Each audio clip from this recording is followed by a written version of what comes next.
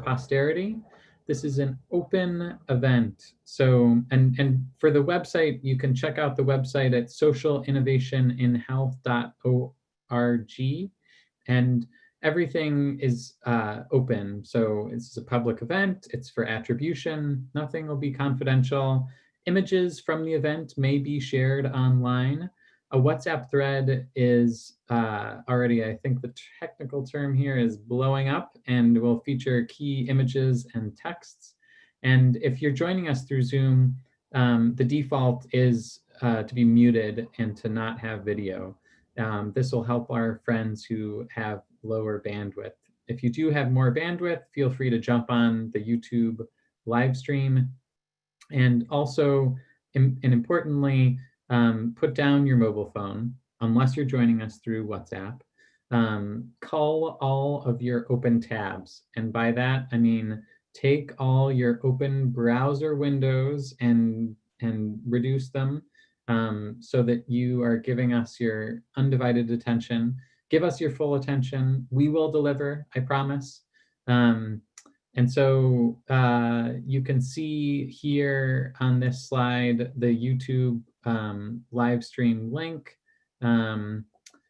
The objectives you can see here on the slide, but really the COVID-19 pandemic has profoundly altered health services for people across the globe.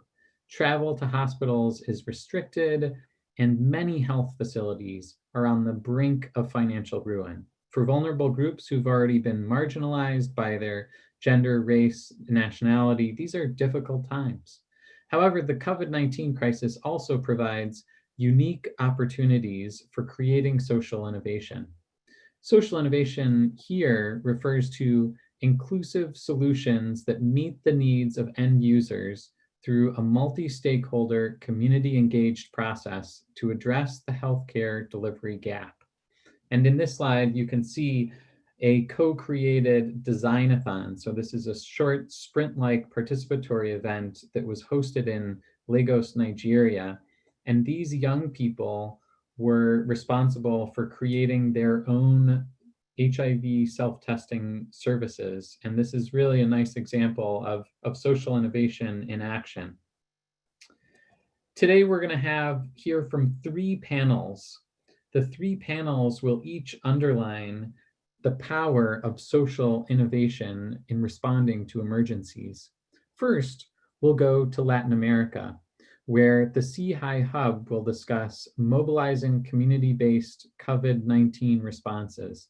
Dr. Nancy Saravia, who leads this hub, will get under the hood of Mamás del Río, helping us to understand this innovation, how it works, and how it leverages community wisdom for COVID-19 control. Then we'll head to Malawi, where Barwani Sisaka, who's the CHI Malawi Hub Manager, and Dr. Rosanna Peeling, who's the Chair of Diagnostics at LSHTM, will moderate the panel Transitioning Social Innovation to Scale, COVID-19 National Hotline.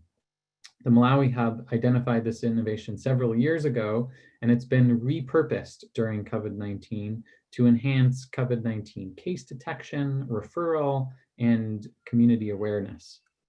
Finally, and sorry about that.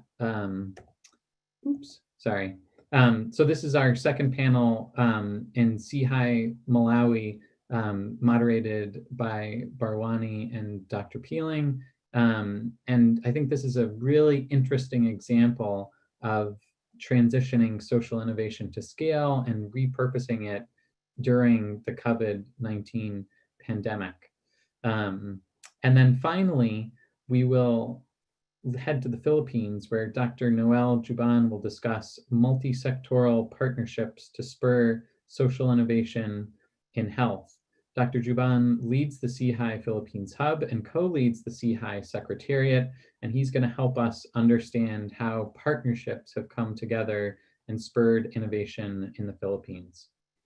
And a final few words of thanks. First, a note about our supporters. The CHI network is supported by TDR, the Special Program for Research and Training in Tropical Diseases, and co-sponsored by UNDP. UNICEF, the World Bank, and WHO. And WHO has a number of different supporters. For a full list, you can see the website here. In addition, TDR receives funding from SIDA, the Swedish International Development Cooperation Agency, to support the CHI network. I'd also like to call out the co-organizing institutions. You can see a full list of the groups that helped to organize this event. The Ahimsa Fund, Foundation Meriot, Health Innovation Exchange, the London School of Hygiene and Tropical Medicine, the University of the Philippines, Manila, SESH, SIDA, TDR, and UNAIDS. And on the right, you can see a list of CHI partners and hubs. And so a big thank you to all of the group and all of the individuals and teams that have worked to make this possible. And I'd also like to briefly introduce Dr. Beatrice Halpap. So Dr. Halpap has been at TDR for over 2 decades, and she is a member of the TDR senior management team. She's an enthusiastic champion of social innovation and health within TDR, within the WHO, but then also beyond. She's visited several of the CHI hubs and has seen how they can enable ecosystems of innovation. And Dr. Halpap is really a brilliant champion of this cause. So over to you, Dr. Halpap. Thank you, Joe. Thank you, everyone, and thank you for this nice introduction and a warm welcome to everyone on the behalf of CHI and on the behalf of TDR. So TDR, building upon, I'd like to give you a little story of how CHI came and what it is really, this initiative.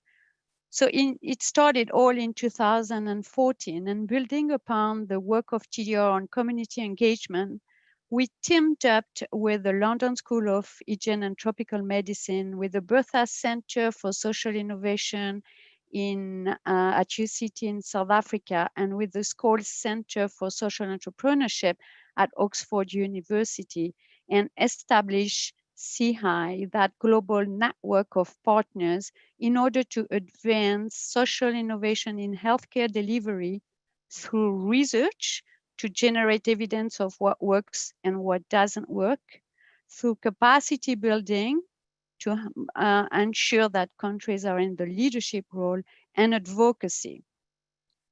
As we started social innovation, it was clear that they have a great value in order to address healthcare delivery. However, it became also very clear that there was a lack of evidence in order to enhance or ensure effectiveness of social innovations and their sustainability, evidence to demonstrate their impact, and evidence to scale up if necessary or adjust and replicate. So the CHI vision was then set as really seeing an increasing number of research institutions in low and middle income countries to play a leadership role in advancing community engaged social innovation and accelerating universal health coverage. We at CHI have a two-pillar approach. One is to create an enabling environment at the global, national, and local level. This is to raise awareness of the power of community engaged social innovation, also create partnerships. We also, the second pillar, it is about to engage countries. And this is done through the establishment of the CHI country hubs that you will be hearing from today. The initial country hubs, so there were the South African, the Bertha Center hub, that has helped to establish hubs in China, in Latin America, Malawi, Philippines, and Uganda. And since this year, these hubs have managed to actually engage new research institutions in Ghana, Honduras, Indonesia, Nigeria, and Rwanda to set up additional hubs, and we welcome them today. And this year is a really nice year. We have established the CHI Secretariat in the Philippines and demonstrating a real leadership from low and middle income countries. So we'd like to thank you and invite you into this event, as we have seen that social innovation definitely has a role to play in addressing and responding to health emergencies. And we are really looking forward to this discussion and to your feedback on the chats. Over. Thank you.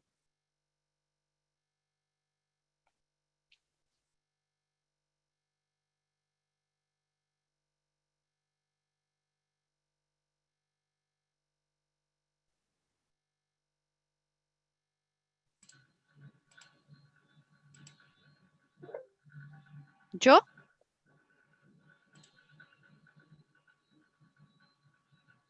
So I think Joe must have disconnected. Shall I start? Yeah, No. Go ahead, Nancy. Take it over. Okay. Over to you. So, warm greetings to everyone, and welcome to the panel, Mobilizing Community-Based COVID-19 Responses. My name is Nancy Saravia, and I'm the director of CIDEM, the Centro Internacional de Entrenamiento en Investigaciones Médicas in Cali, Colombia, and director of the Social Innovation and Health Initiative in Latin America and the Caribbean, CHI-LAC Hub. We are fortunate today to have an exceptional group of panelists from Latin America to discuss how communities, which are truly at the heart of social innovation, can mobilize COVID-19 responses. The social innovation Mamás del Río, Mothers of the River, provides a particularly instructive experience of community mobilization for health. Before we get started, I would like to introduce our panelists. First, Diana Castro, PhD in social sciences and research professor at the Universidad de Antioquia in Medellin, was the research leader of the CHI-LAC Hub in 2018 and 2019, and is now a valued special advisor. Diana was a member of the health team that visited Mamás del Río project in Peru, where she had the opportunity to learn firsthand about this very interesting innovation. Magali Blas is the Chief Executive Officer of Mamás del Río. She is a medical doctor and PhD in epidemiology and a faculty associate at the University of Washington in Seattle. Luis Gabriel Cuervo is a physician and specialist in family medicine with an MSc in clinical epidemiology. He is currently a doctoral candidate in research methodology and public health, and is the senior advisor in research for health at the Pan American Health Organization headquarters in Washington, D.C. He is also a special advisor to our CHI-LAC team. Okay, is everybody there on the screen, the panelists? Okay. Our panel members have seen and experienced the fascinating social innovation Mamás del Río from different perspectives. Our goal today is a dynamic discussion allowing interactions between panelists and the audience, rather than a PowerPoint presentation. So I would like to start with Diana. Many in the audience, Diana, today are not familiar with social innovation for health research hubs. Could you please tell us about the CHI-LAC Hub and what it does? Thank you, Dr. Nancy, for your introduction. Greeting everyone. Our hub is part of the Social Innovation in Health Network that unites academic, intergovernmental, community-based organizations, and other champions in a common purpose. The Latin American and the Caribbean Hub is hosted by CIDEM, a Colombian Research and Training Center, in partnership with the Pan American Health Organization and ICESI University. Our efforts are focused on four main objectives. First objectives to generate new knowledge through research in social innovation in health. Second, to raise awareness of social innovation in health in the region and identify initiatives with the potential to inspire change and improve the health of communities. So far, we have identified 8 initiatives, 3 in Central America and 5 in South America. Today, we will discuss Mamás del Río, which is one of these initiatives. Our third objective is to promote synergies and collaboration among stakeholders.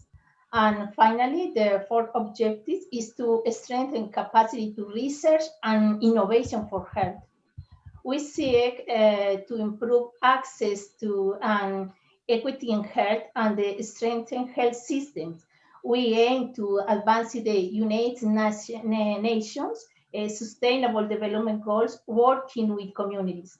And for this, the hub brings together interdisciplinary and intersectoral teams and champions and other champions to drive change. We began in Colombia in 2017, and this year, a node in Honduras has opened. Thank you so much, Diana. Now, moving to the Peruvian Amazon, Diana, what is so special about Mamás del Río in relation with the Social Innovation and Health Initiative?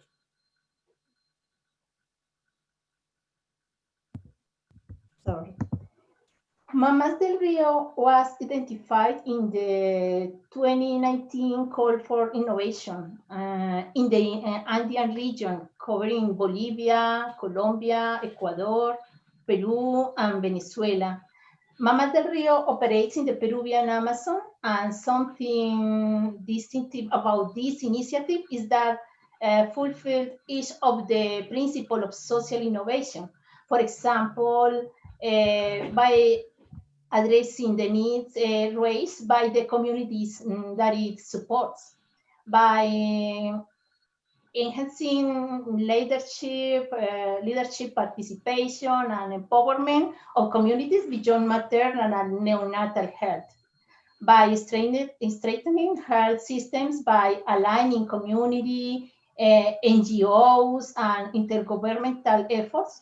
That's all stakeholders pulling the same direction, by adapting and responding to existing and emerging needs of the communities. For example, the response to the COVID pandemic among the communities of the Peruvian Amazon. Another important social innovation principle that the innovation fulfills is that it have achieved sociability and scalability at the national and regional level. During my trips to the Peruvian Amazon to develop the case study, I had the opportunity to learn about the innovation for traditional birth attendants, community health workers, from the mothers and families participating in the program.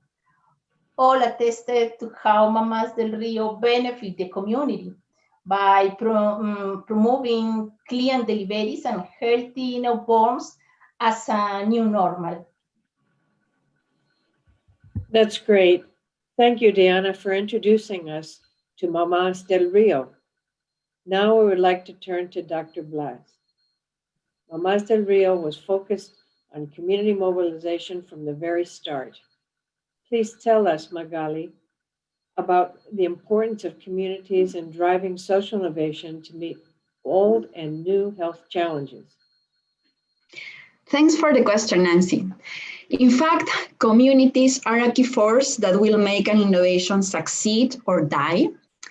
And there are 2 key parts in designing a health innovation. First, we have to understand what are the drivers that affect people's health in the community, so that we as an innovators use community impulse in designing relevant interventions to improve the health of the community. And second, we have to find how to embed the interventions within the culture and beliefs of the community so that this community can adapt the intervention, embrace it, and make it sustainable.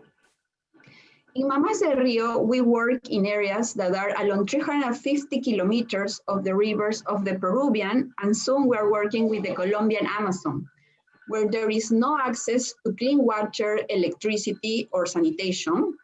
In the areas where we work, 65% of women deliver at home without the care of any trained healthcare provider, and only 8% of newborns have a health checkup. In our program, we train community health workers from these same communities to identify a pregnancy early and begin prenatal controls, and to perform home visits to pregnant women and newborns. The community health workers use tablet-based applications to gather health data that is shared with public health staff from the local government, who review this information to act on it. The tablet also has educational contents in the form of pictures and videos that are used during these visits. And also, community health workers bring safe delivery kits to the families to enable for clean births at home. Remember that the majority of women deliver at home. They also are able to weigh the newborn and refer those newborns who need immediate care.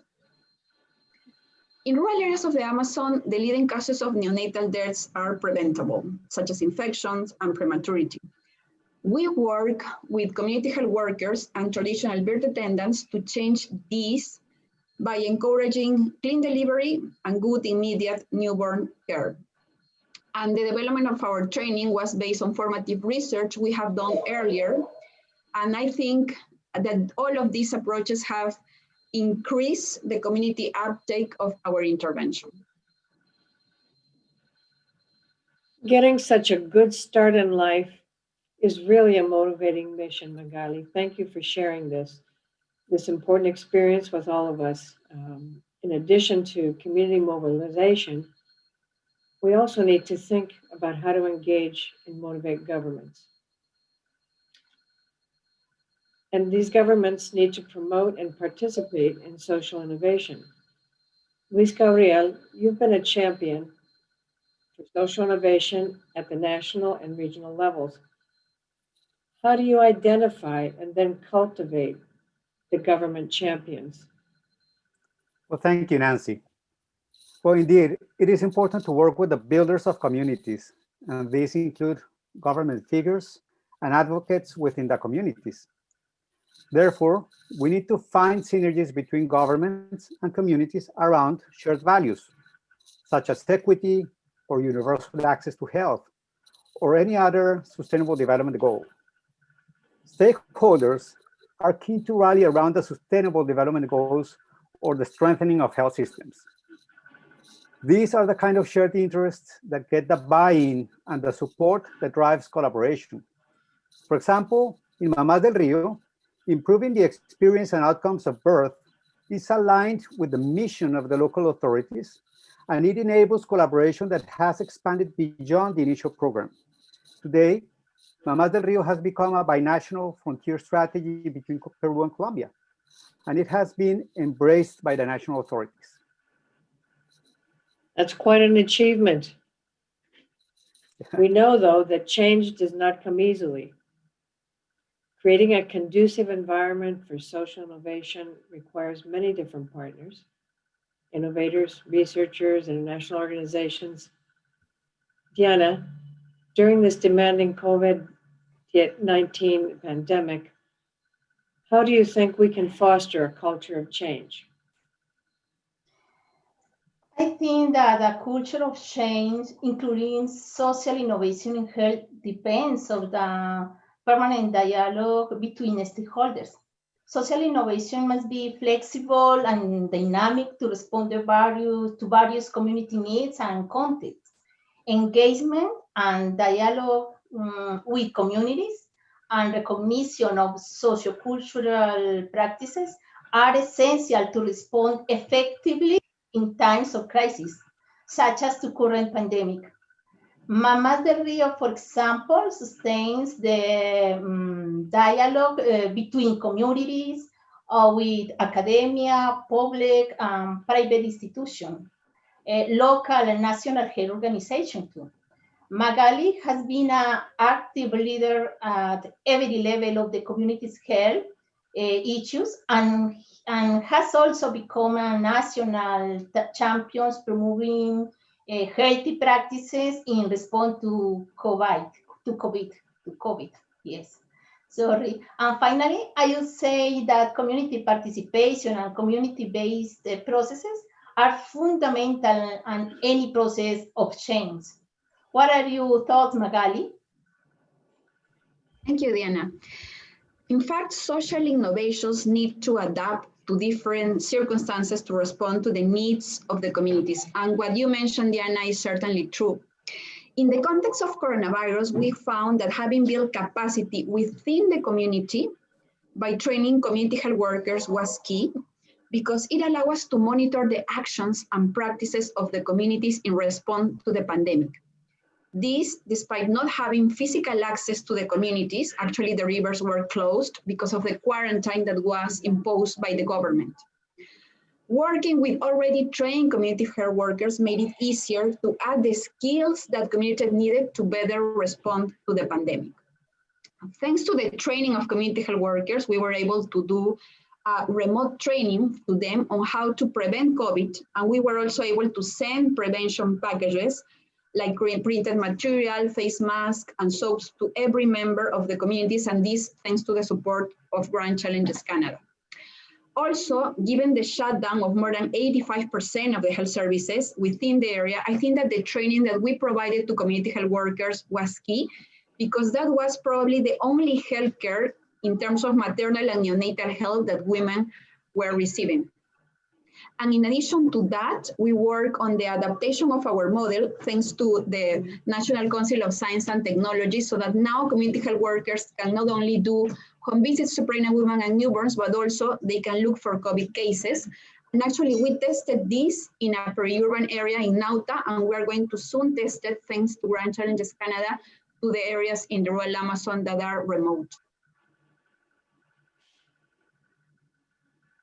This extraordinary example of adaptability to meet new challenges is really a key feature of social innovation. However, one of the remaining critical issues is reaching that last mile. Mamás del Río reaches into remote regions of the Amazon jungle to deliver services. Magali, what is the value of social innovation in terms of being able to access these remote areas? I think the value of social innovations is key. Actually, through social innovations, we can target community needs that are not being met by the government or private organizations, like in our case, because the government is not reaching those areas where we're going. We can do that by designing evidence-based intervention that can benefit the health of the community. Another advantage is that the innovation component can be tested, like we are doing a 2-year testing of the intervention, and if proven effective, it can then be adopted by the government or private organizations. As an example, in Mamás del Río, we're working with a strategy that several randomized controlled trials have proved to work, which is the home visits of community health workers who can decrease neonatal deaths in up to 25%. Our innovation has been to empower these community health workers with the tablet application that can be used offline, and they can use to show information to pregnant women and newborns, and also to gather health data so that the decision makers can act on it. The data is transmitted to a coordination group, generating alerts and guiding decisions. And also, one adaptation that we have had to do because of the COVID is that for us now it's difficult to do in-person training to community health workers. So what we're doing now is shifting to video-based self-training. So for example, in the program that we're going to implement in the border between Peru and Colombia, we're going to deploy the tablets with a video component of the training so that community health workers can do self-training. And I can say that for all of this, Mamás del Río is closing actually the distance between the communities and the health centers. Thank you, Magali. It seems that the perception of distance can be psychological as well as geographic. I mean, after all, here we are all today from around the world in different time zones. And so distance is a reality, but it's also something that one can take in a different way, depending on your outlook on what's possible. So thank you for this. A factor that is crucial for community mobilization is always the bottom line, financing. COVID-19 has required massive economic support. Diana and Luis Gabriel, you have seen lots of different approaches to innovative financing programs. Luis Gabriel, in particular, from the perspective of the Pan American Health Organization and your interactions with the ministries of health, what is your advice for innovators trying to finance new social innovation projects? Well, indeed, Nancy, financing is essential for the sustainability. So there are some key elements that I find that are common to many projects that draw financial support: relevance, social impact, and sustainability of the project. And the first two, the relevance and the social impact, are closely linked, meaning that support is best drawn by initiatives that make a difference and help address the specific needs of communities, and even more when they tackle specific issues that are not easily identified or addressed by what is already in place. Regarding sustainability, I would rescue two elements. First, a passionate and thoughtful leadership from within the community. And second, tapping into the existing resources, which includes engaging constructively with government and institutions willing to advance shared goals and finding synergy and mutual support. Mamás del Río is a fine example of all of these previous elements. Their work advances the goals of the community, the regional government, and their country, and that of neighboring countries, and furthermore, the United Nations Agenda 2030.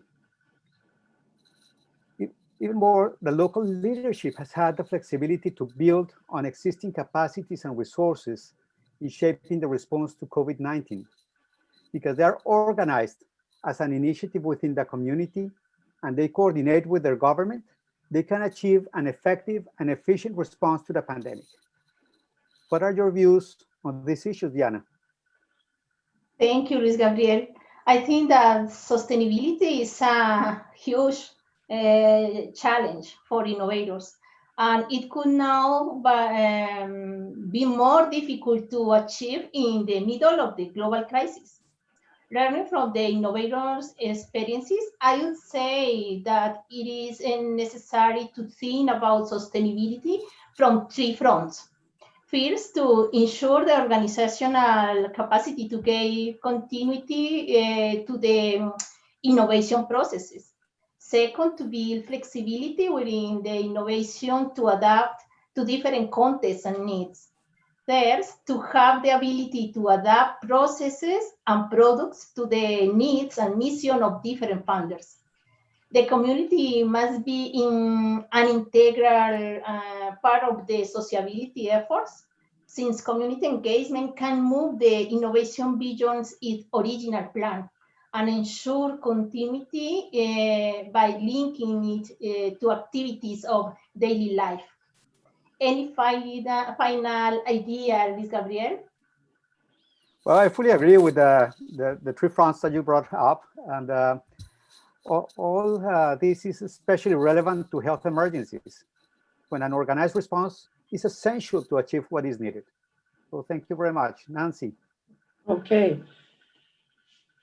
So I see that you have all highlighted community roots and ownership, government engagement and partnership, and involvement of intersectoral stakeholders as the basis of sustainability, adaptability, and resilience. Is this a form of collective intelligence with empathy? Is that what social innovation is? Collective intelligence with empathy? Working together, I mean, getting organizations, institutions, people to work together is hugely powerful. Now I would like to turn to the audience for 2 to 3 questions. Joe, are you there? Can you share a few of the audience questions for our panelists? Thanks, Nancy. Yes, we have a couple of questions that have come in. And so the first question that I have from the YouTube chat, and just before I jump into this question, if anyone has questions for any of the panelists, feel free to put them in the YouTube chat or the WhatsApp thread, and I'll make sure that they're relayed. So our first question is from Mafe Salazar. And Mafe is asking us, in the Mamás del Río project, are the stakeholders, trainees, trainers, mothers, community members, understanding their role as designers in the co-design project? And specifically, do they feel that they're learning skills that could also be transferable to other initiatives or issues, for example, the COVID-19 crisis? So and in terms of responding to this question, should we go around and have each panelist give their thoughts? Magali, do you want to go first? Sure, I can go first. Yes, we have done a lot of dialogue within the communities and also with the different stakeholders, not only the communities, traditional birth attendants, leader of the communities, the government, in order to better design the intervention. And I have to mention here that this is not easy because, for example, 65% of women deliver at home. And basically we are not, and what the government wants is that women do not deliver at home, but go to the health centers. But we know, but the studies that we have done, that the health centers are not prepared to do this by several reasons that actually it's will be long to mention. So we have to use the inputs of the community to target our interventions to what the community needs, but also that can have an impact on the health of the community, while also making it clear that in the long term, of course, we would like for women to deliver at health facilities with a healthcare provider. So yes, I will say that we need not only the community input, but the input of the different stakeholders and also the funders in order to have intervention that can have an impact in the community and that can be sustainable in the future, which I think it's a challenge for projects like this because they are very expensive, they are in remote areas, it's not easy to access, and several things that I can mention. Great, thanks, Magali. Any other thoughts from the other panelists on this topic? No, I think Magali has covered that pretty well.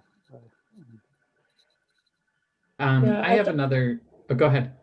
Yeah, Magali, I think you raised a very interesting point in that on the one hand, the government would like the women to go to a clinic, but probably culturally, financially, and in terms of sustainability and all the implications for the family and the community, there's not a great match between what the government thinks would work and what the community would want. So your program actually involves the government and the solution that the community has developed. Is that not so? Yes, that's correct.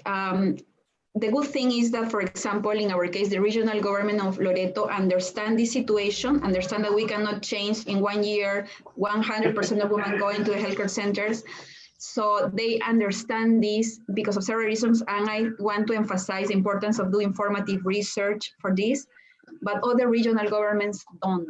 For example, one of the things that has happened that some regional governments tell us do not include training for traditional birth attendants. And I want to mention this because in some settings, the traditional birth attendants are not well seen because they believe that they can encourage delivers at home, which is what they don't want. So we have to learn how to communicate with these different stakeholders to explain well what is the reasoning behind the design of our intervention.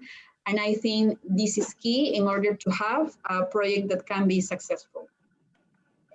So evidence and education seem to be critical.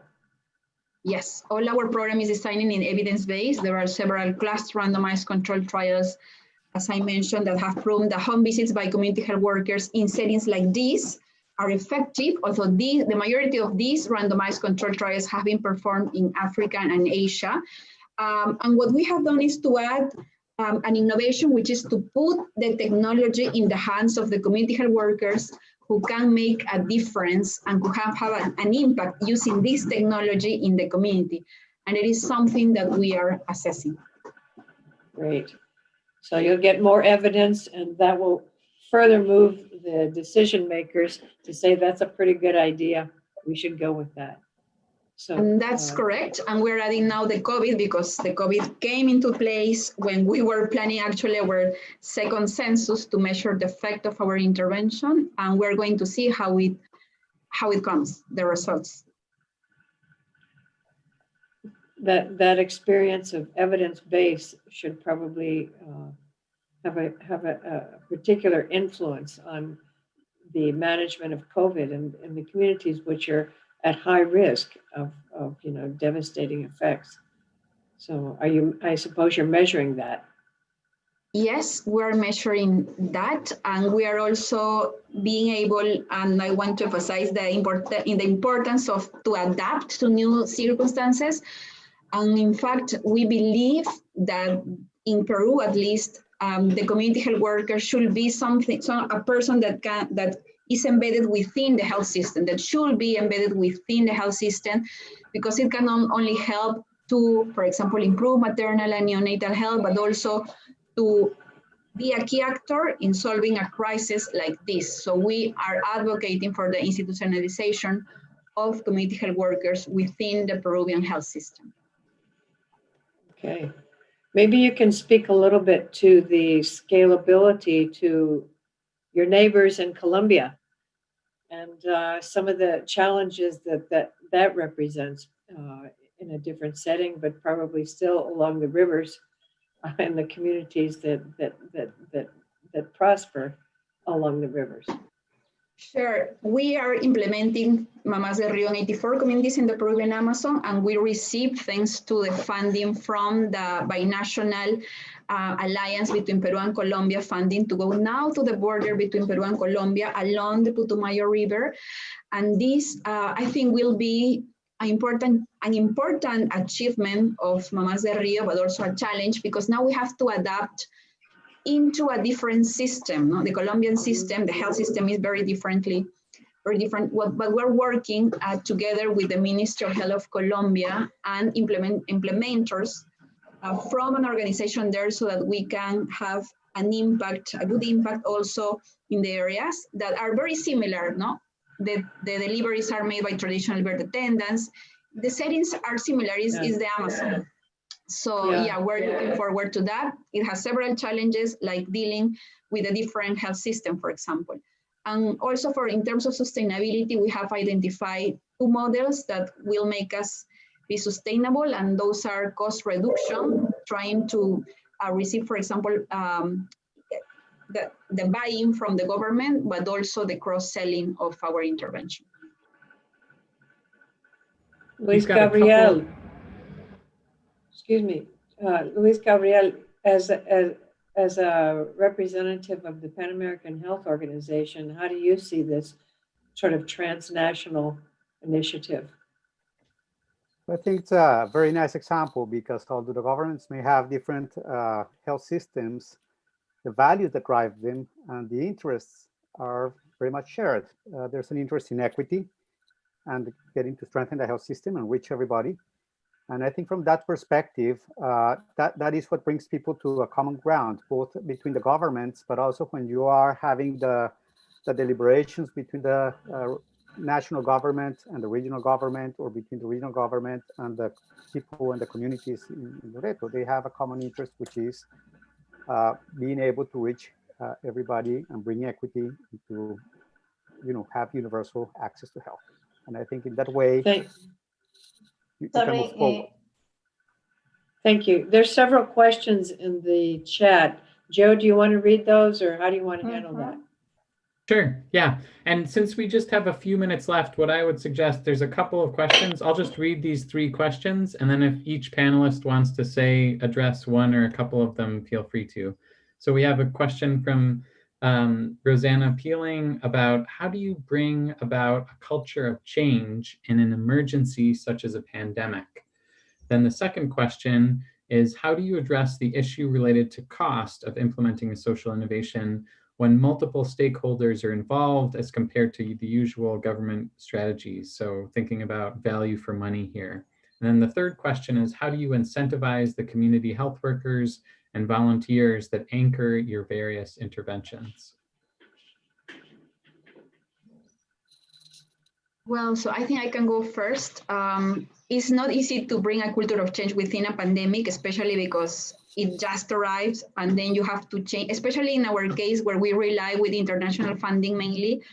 The good thing is that in this case, Grand Challenges Canada, for example, adapted and immediately had a release for applications for COVID that we applied. So we were able to get funding to adapt our intervention to COVID so that community health workers can look for COVID cases, but also to send prevention materials to all the communities. We are not paying the community health workers, which is the third question. And this is something that is a challenge because in Peru is not institutionalized the payment of the community health workers. And if we include the payment, then we may face issues of sustainability if the project doesn't enter into the system of the government. What we want to achieve is that the government can take our intervention and make it easy. So we're working with the regional government to achieve this. We have accomplished for this year cost sharing with them and also the national government. That will be the ideal thing. And now that we're going to Colombia, we want to create a model in which maybe Colombia, and because we're working very closely with the Ministry of Health of Colombia, can also adopt our intervention.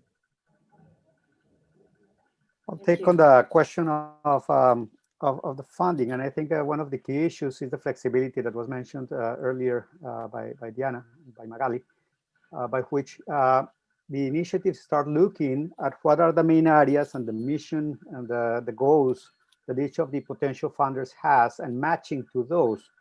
Some focus more on technology, and some focus more on the strengthening of the system itself, others on education. So if you just start finding the best matches, that could be a way forward to finding the funding to cover each of the aspects of the project. Great. This was a really rich panel, and I'd like to thank all of the panelists and Dr. Saravia for moderating. It's been absolutely fascinating. I apologize, we're not going to get to all of the questions, but I would encourage folks to follow up afterwards. So now we're going to switch gears and go to our second panel, Transitioning Social Innovation to Scale, a COVID-19 National Hotline. And this will be co-moderated by Barwani and by Dr. Peeling. So over to you.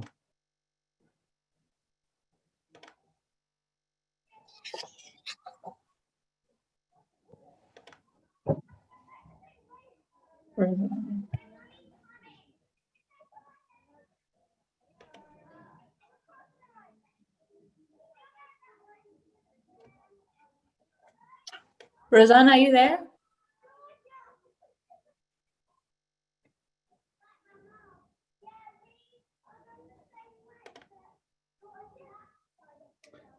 Okay, sorry. Let me start again. I was trying to unmute and couldn't unmute myself. So welcome to the second panel, Transitioning Social Innovation to Scale, transitioning from the health center by phone, which is in one region, to a COVID-19 national helpline. My name is Rosanna Peeling. I'm the professor and chair of diagnostics at the London School of Hygiene and Tropical Medicine and director of the International Diagnostics Center. I'm joined by my co-moderator, Bawani Msikska, the CHI Malawi manager. We're delighted to have a rich panel today focusing on how to scale up social innovation. And so, Bhavani, would you like to introduce yourself and the panel? So the panel today, we have such a great and rich panel. Our first panelist is Dr. Don Matanga, who is the lead for Social Innovation in Health Initiative Malawi. He's a director of Malaria-led Center and a professor of epidemiology at the College of Medicine, but also is leading the COVID-19 public health response under the College of Medicine. Our second panelist is Upile Kachila. She's Chipatala Chapa Foni Program Manager at Village Reach. She's responsible for the overall implementation and transitioning of Chipatala Chapa Foni to Malawi's Ministry of Health and Population. And finally, we have Nedson Fosiko, who is the Deputy Director of Clinical Services under the Ministry of Health. And he's been a champion in the transitioning and scaling up of, so I'll be saying CCPF, which means Chipatala Chapa Foni, and adapting this into a national resource for COVID-19. So thank you all for staying with us on this panel. And to begin with, we know that social innovation in health Malawi was established with the belief that health of Malawians can be achieved through creative solutions created by the Malawians themselves. So Don, how does CIHI Malawi work to identify and stimulate social innovations in Malawi? So, good afternoon from Malawi. Thank you so much, Warani and Rosalind, for having me on the panel. Unfortunately, I have to apologize that I cannot show my face because I'm having some technological challenges, but I still hope that I'll be able to communicate. Warani Social Innovation in Health Initiative, the Malawi Hub, was founded in 2017 within the College of Medicine. We sit in the School of Public Health within the University of Malawi. The hub itself was established because we wanted actually to support the Malawi health sector strategic plan, which main operation is based on ensuring that at least there is universal health coverage of quality services through the primary health care healthcare system that we have in this country. But I think from the word go, the Malawi government realized that given the limited resources that the country has got, we would have to innovate in order for us to be able to reach out with quality services to as many people as is possible. Unfortunately, the whole concept, I think, of innovation in this country is a little bit kind of a new concept. When we think of innovation, we are only thinking about technological kind of innovations, and social innovation is not very much considered as part of innovation at all. So where we have social innovation is mostly not well defined, and it's operating quite in isolation, sometimes not even known at all by government agencies or other implementing partners within the area where they are working. So the Social Innovation Hub was established with an idea of really helping the country, more especially the Ministry of Health, to identify innovators that are out there in social, in health. Once we identify them through the annual calls that we do work with those innovators in trying to promote them. But at the same time, for the very few innovators that are out there that we can work with, we try as much as possible to work with them to support them in collecting data that is relevant. Because as some of the people that talked during the last panelist, I think for these innovations, for them to be known in an area of evidence-based medicine, it's important that we are able to collect information that they can use.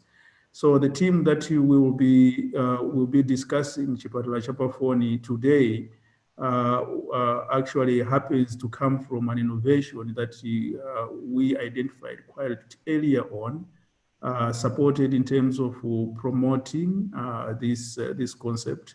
But at the same time, we worked with them extensively to collect data as well that enabled us to promote this both at local and at international level. So we work in that aspect in terms of supporting the innovations that are there. Thank you, Walan.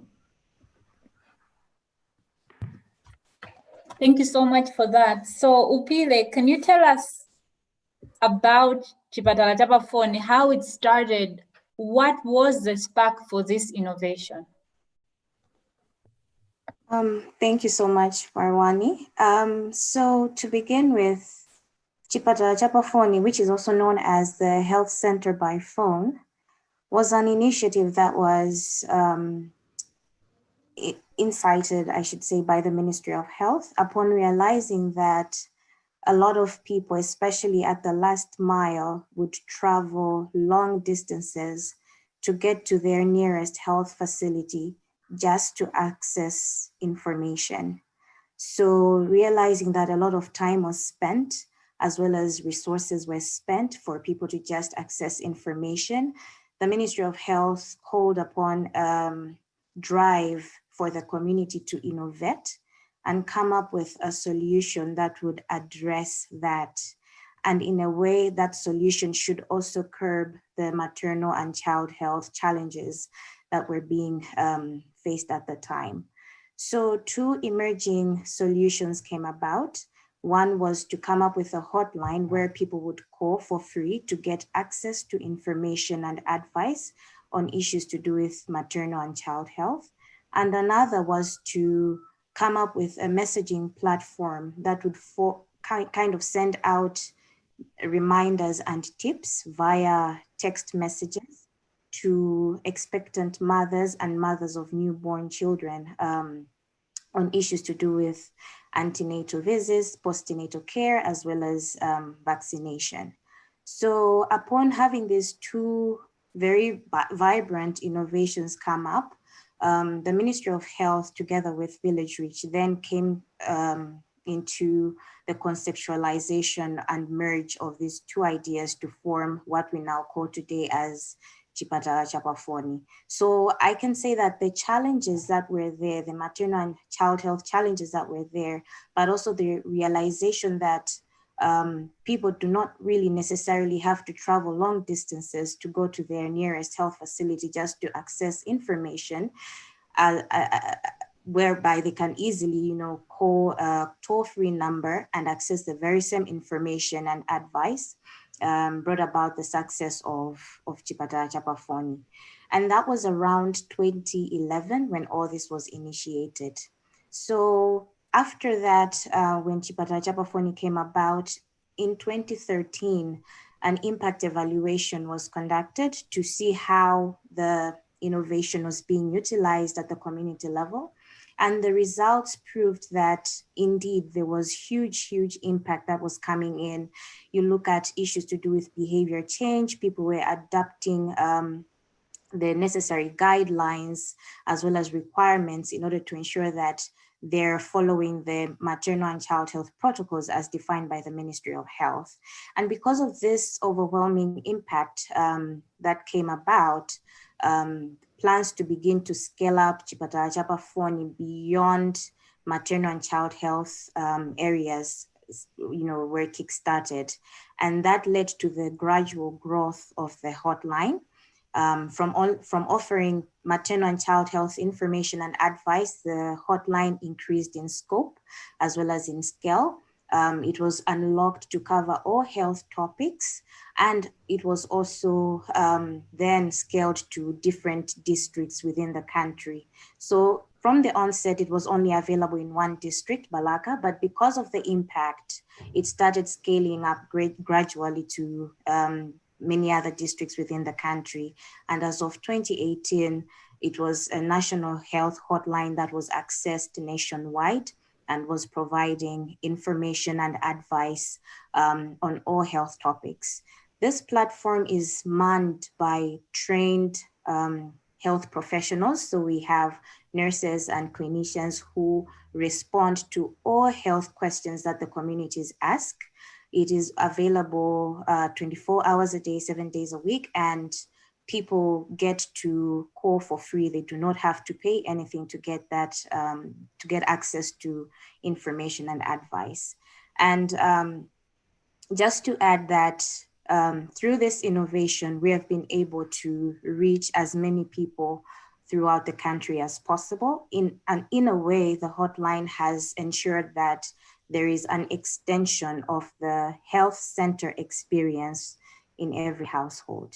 So in a nutshell, that's how Chipata Jabafoni came about. And just to add that, it came through the need to innovate in order to address the challenges that the Ministry of Health, as well as the health system and the communities at large were experiencing at the time.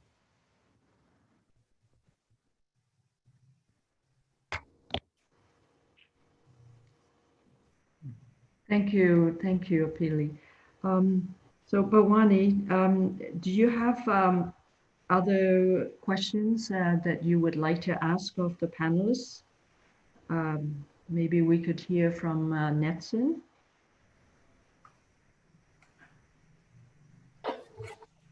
So we know that transitioning to scale, just as Upile, I think, was talking and explaining the process that has been, we know that transitioning to scale is a complex and dependent, it really highly depends on the social, political, and economic context. So Dr. Fosiko, maybe tell us more about the healthcare delivery system in Malawi and how this social innovation was scaled up, but really looking at what are the things that facilitated this growth in the Malawian context. Thank you very much, Barwani, and thank you for having me here.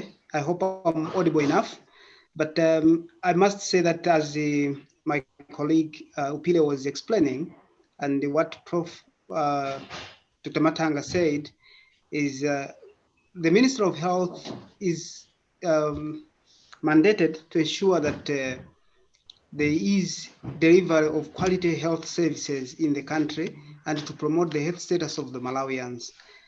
Because of that, there's always been means and ways the Minister of Health has tried to innovate in so many ways, trying to encourage creativity in terms so that we can reach out to the masses of Malawi.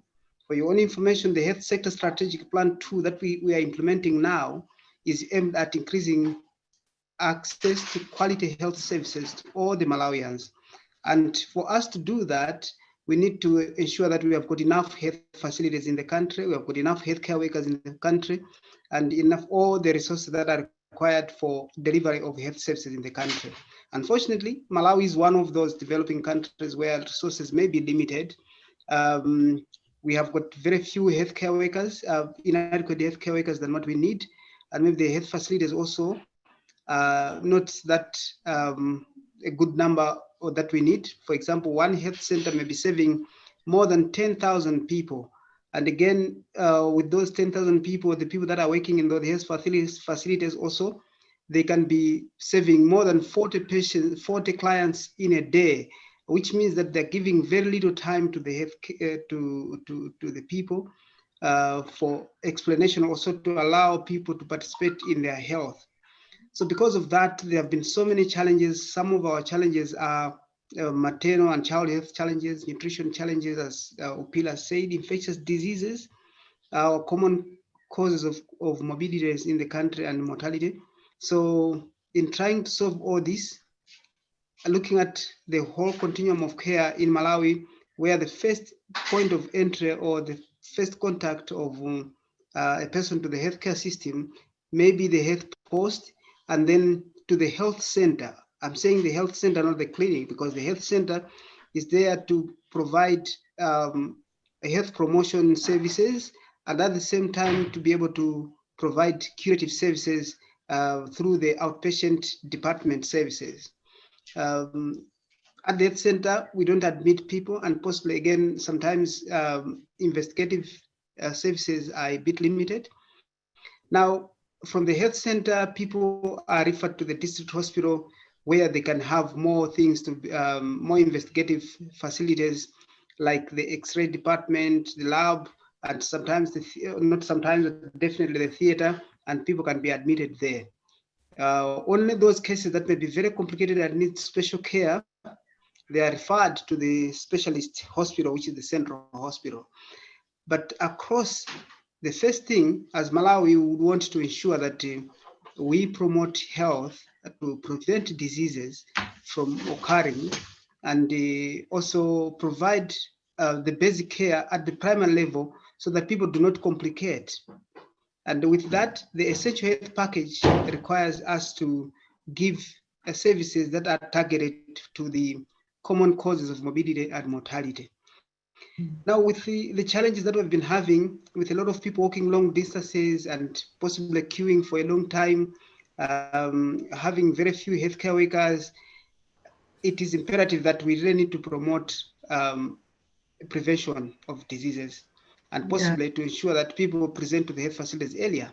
So there was need to innovate to ensure that that is happening, to prevent maternal deaths and child deaths. So that need, as Upile said, that need made us to call for innovation in this area. Unfortunately, we had Chipatajapafoni in this area, which has come out to be something that we're very proud of, because it is like each and every household now has got the healthcare workers in their own home, where they can consult at any time using the phone, as long as they can be able to call. Right now, we are using only one service provider for the cell phones, which is Airtel Malawi, supporting the CCPF, but we intend to engage other service providers so that anybody can call directly to Chipatajapa phone. So I can say that Chipatajapa phone now, it is provided to us, it has provided a way of making accessible health services to all the Malawians across the country, and also providing privacy, especially to the youth, for youth-friendly health services, because there is a lot of confidentiality. They can talk to the healthcare workers. Sometimes the youth shun to go to the health facility just to talk, to discuss. But at the same time, because the healthcare workers are overloaded to go to the health facility, and for people just to go there to seek information, it becomes a bit of a problem for them to get the service. But through the Chipatajapa phone, anybody else can call, and we are also not only receiving calls, but we have got a facility where people can call and listen to recorded messages on any health topic that they need.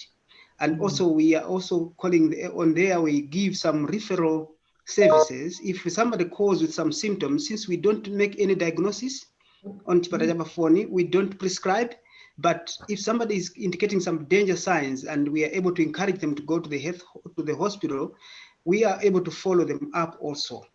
And especially in this COVID period, Chipatajapa phone has proved to be very, very, very, very important. Thank you very much.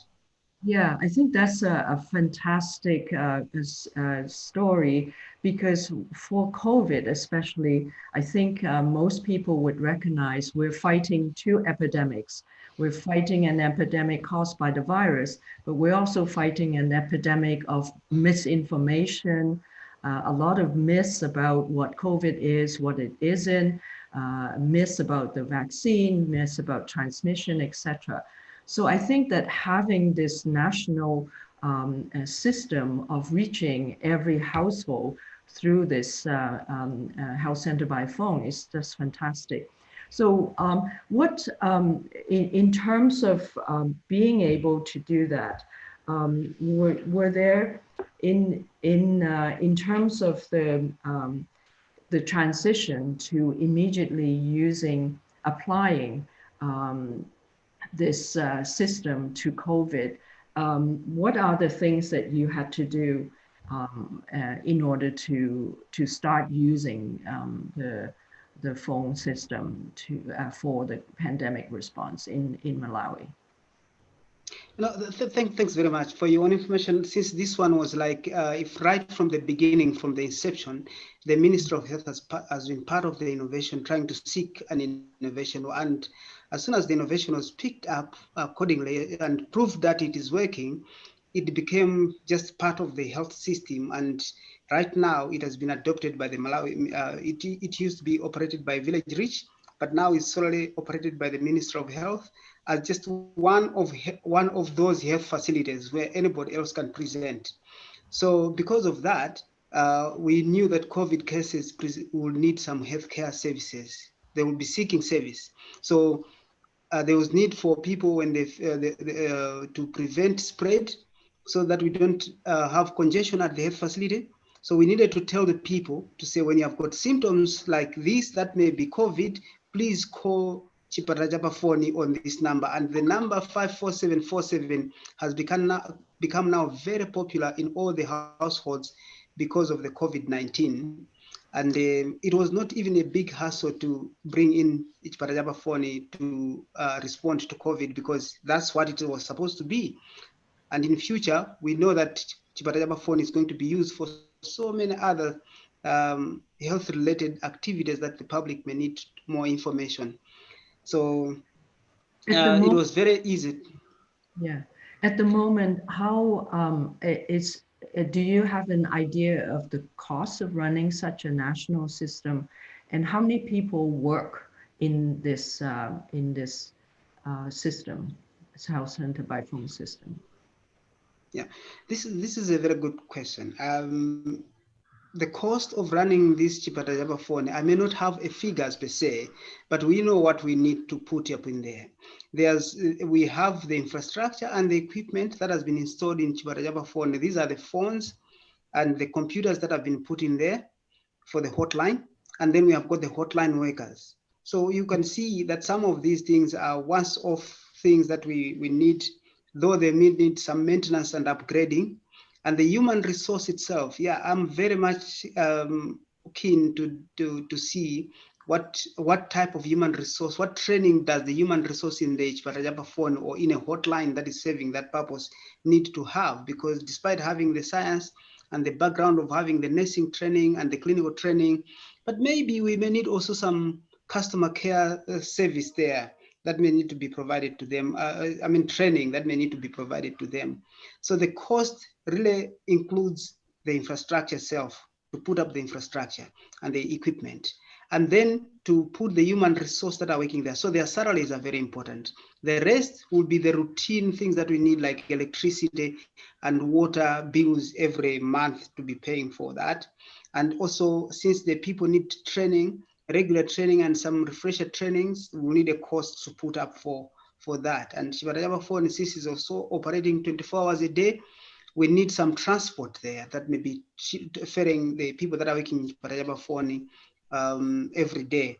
So those are some of the cost lines that are required in Chipatajapa phone. Right now, our Chipatajapa phone has got about 23 people that are serving there, but we can have more. That's the beauty. We can have more by connecting them to Chipatajapa phone. The healthcare workers can work from the remote, and that's what we are planning to do now. They can work from the remote, and when there are many calls, other calls will be diverted to doctors, nurses accordingly. That maybe will tag to Chipatajapa phone. So the benefits of Chipatajapa phone are looking like endless, and we are very much happy to have a health center in every homestead. Yes, I'd like to now ask Don about how does CHI Malawi work to try to identify other social innovations in Malawi and scale them up the way that this has been so successful. Don? Yes, thank you so much, Rosalie. So CHI Malawi, basically every year, we kind of put up an advocate through our local networks, including the newspapers, to look for new innovations that are there. And once we identify these innovations, the most promising ones, we try to work with them in terms of one, trying to understand what they do. Two, we try and see how we can link them up to ministry officials and other implementing organizations.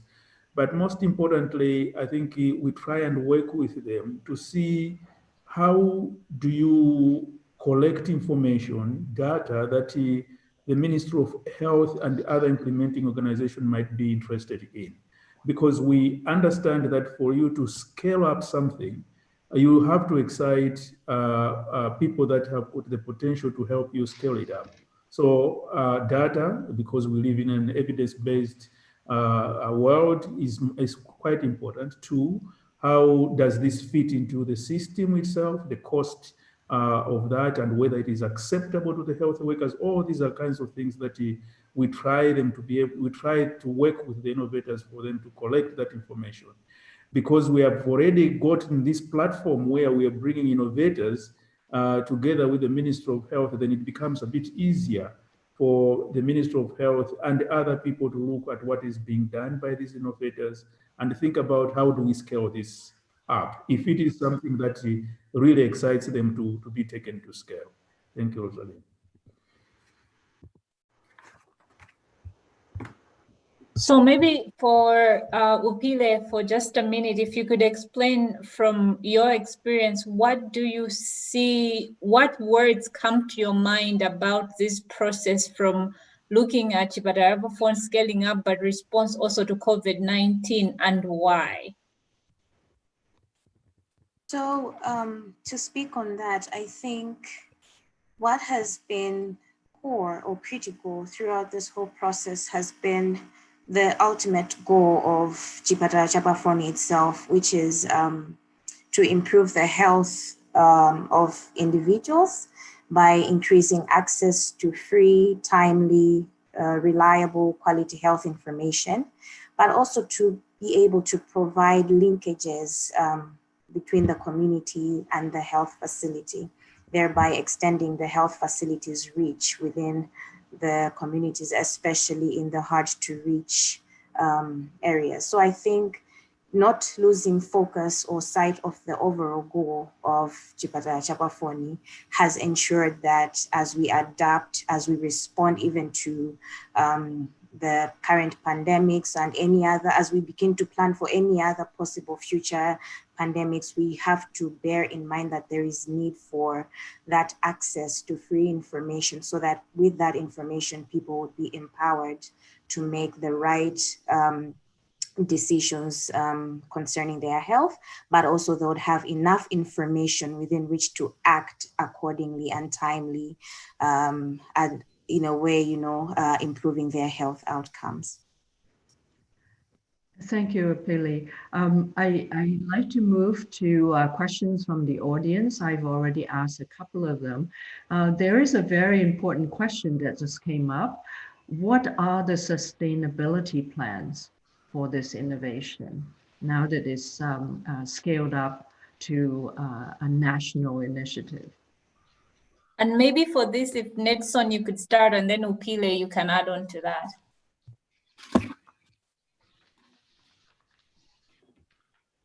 Thank you.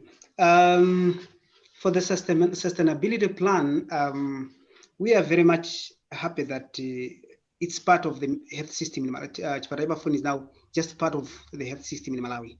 And the sustainability is that there must just be a budget for this, and this is being done through the Ministry of Health. The government of Malawi is funding Chipatayapa phone, but at the same time, the Ministry of Health works with various partners. And actually, the inception of Chipatayapa phone, while the Ministry of Health and Village Reach started things, but it got support from other partners. Just to mention a few, like USAID, DFID, GIZ, and others, they came in to support the innovation to start.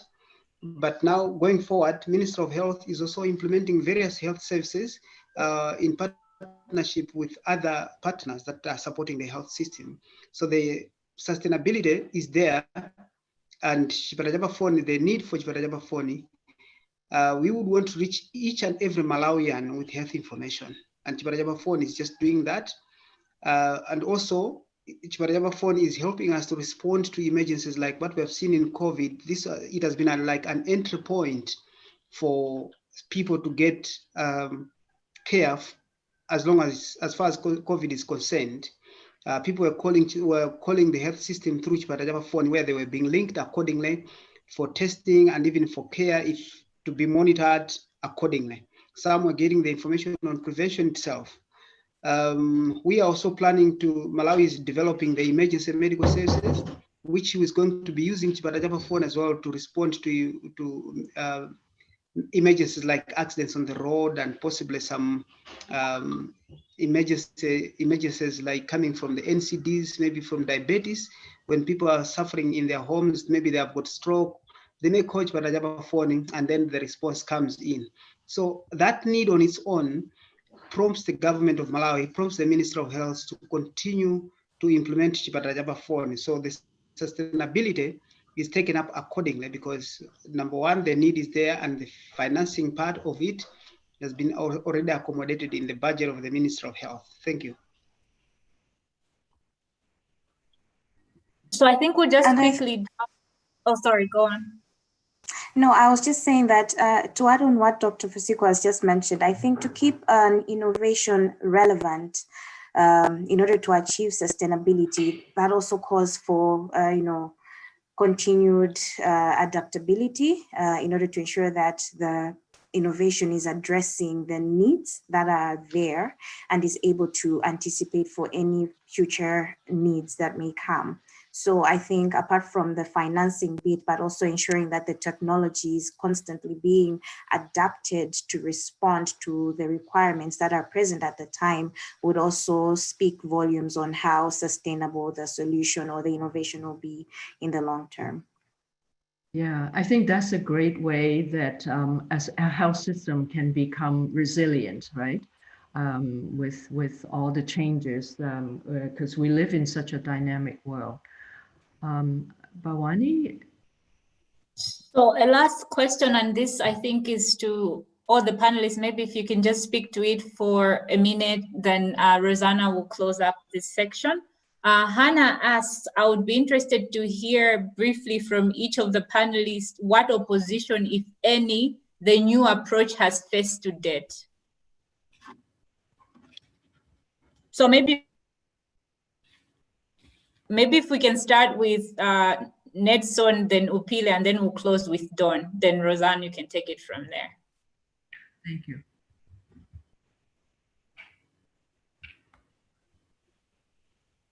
That's it.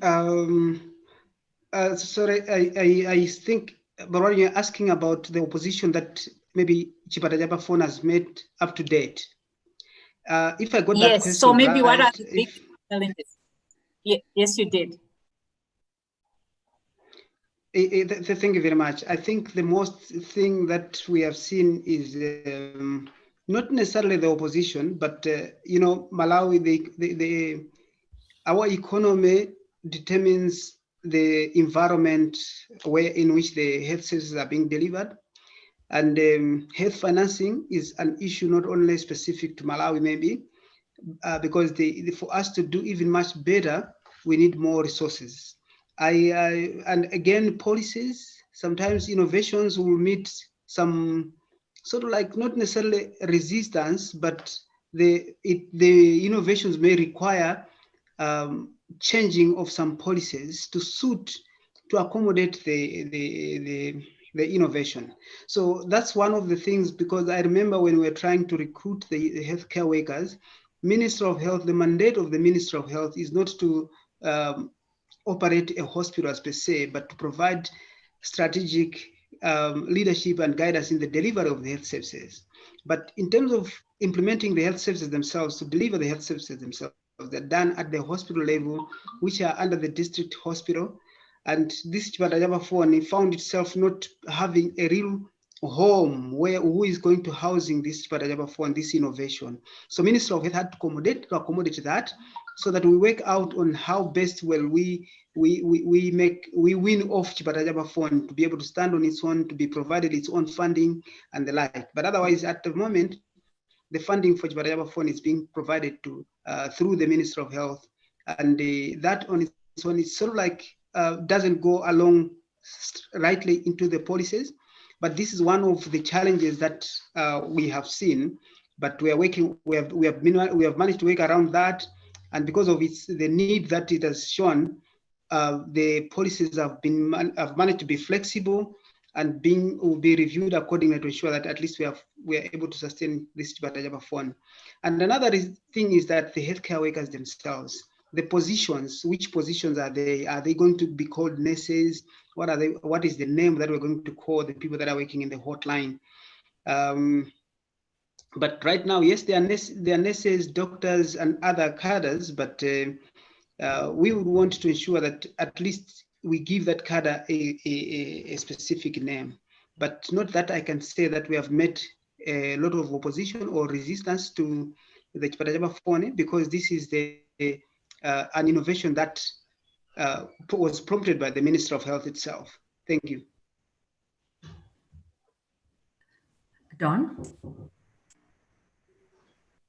I think from my end, maybe I would not talk only about this, but I would talk about all the innovations that we are working with. I think I mentioned earlier on that the concept of innovation in Malawi is a new one, especially when we are talking about social issues. So it's the idea of just selling the innovation, making people understand that you're trying to do things a little bit differently, can become a huge problem, especially when it comes to acceptance. And this is not just at the community level, but at all levels. We are part of the College of Medicine. I think even for us to convince people within that level that it's important for us to work with these young innovators at grassroots level, that can be quite a mountain to climb. Thank you. Finally, Upili, I think, Village Reach has been a great enabler. Did you encounter any opposition when you were trying to scale up? Yes, so from the start, I think the very first opposition that we got was within the policy framework.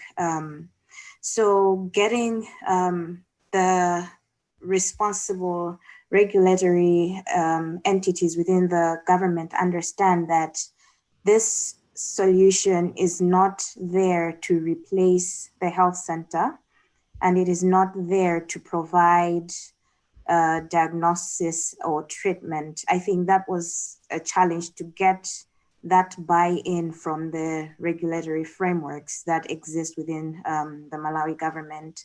And that did delay the rollout of the pilot process itself, because there was huge resistance. There were so many questions that were raised to say, how can, for instance, a platform, only provide information and advice without closing the loop and provide diagnostic or treatment services. So getting them to understand in a way that would then show them how relevant and impactful the solution is and how it complements the health system itself rather than replace the health system was quite a challenge. But at the end of the day, we were able to get that buy-in. And then I think another challenge that we encountered during the pilot was getting the community to understand why we were innovating around this solution that we have. Many members from the community didn't believe that through Chipatajapa Phone, they would get access to certified information and advice as approved by the Ministry of Health.